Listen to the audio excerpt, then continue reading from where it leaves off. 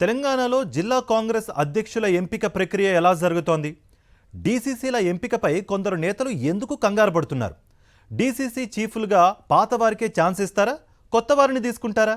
Sitting డీసీసీలకు AICC పెట్టిన నిబంధనలు ఏంటి? Watch it. తెలంగాణలో పీసీసీ చీఫ్ కార్యవర్గం చేసిన చాన్నాళ్ల తర్వాత జిల్లా పార్టీ అధ్యక్షుల ఎంపిక ప్రక్రియ మొదలైంది.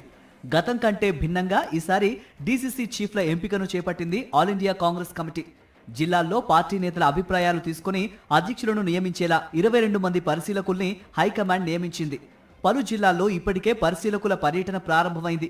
సిట్టింగ్ డీసీసీ చీఫ్లు చాలా మంది ఈసారి కూడా తమకే ఆ పదవి లభిస్తుందని ఆశించారు. దానికి అనుగుణంగా మద్దతు కూడగట్టడం మొదలుపెట్టారు. అయితే రాష్ట్ర పార్టీ ఇన్ఛార్జ్ మీనాక్షి నటరాజన్ పెట్టిన నిబంధనలతో సిట్టింగ్ డీసీసీ చీఫ్ల మైండ్ బ్లాక్ అయిందట.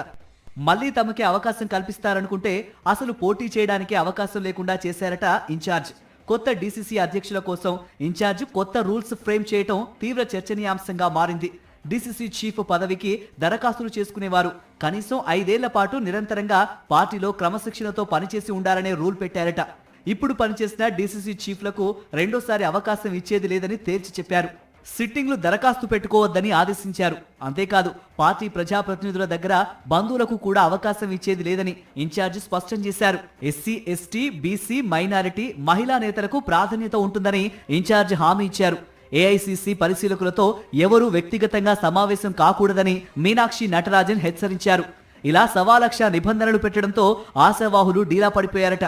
ఇప్పుడున్న డీసీసీ చీఫ్లలో చాలా మంది ఎమ్మెల్యేలుగా ఎన్నికయ్యారు. మరికొందరు కార్పొరేషన్ చైర్మన్ పదవులు పొందారు. అయినా వీరంతా మళ్లీ డీసీసీల కోసం ప్రయత్నిస్తున్నారు. కొత్త నిబంధనలతో సిట్టింగ్ డీసీసీలకు ఏం చేయాలో పాలుపోవడం లేదట. కొత్త నిబంధనలు సిట్టింగ్ డీసీసీలకు షాక్ ఇచ్చినా మిగతా నేతలు ఉత్సాహంగా ఉన్నారట.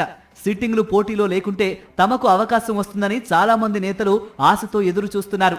వారంతా తమ జిల్లా డీసీసీలు, ఎమ్మెల్యేలు, ఇతర ముఖ్య నేతల మద్దతు కూడగట్టే ప్రయత్నం చేస్తున్నారట. సిట్టింగ్ డీసీసీలను తప్పించే వ్యూహంలో భాగంగానే కొత్త నిబంధనలు పెట్టారని గాంధీ భవన్లో టాక్ నడుస్తోంది.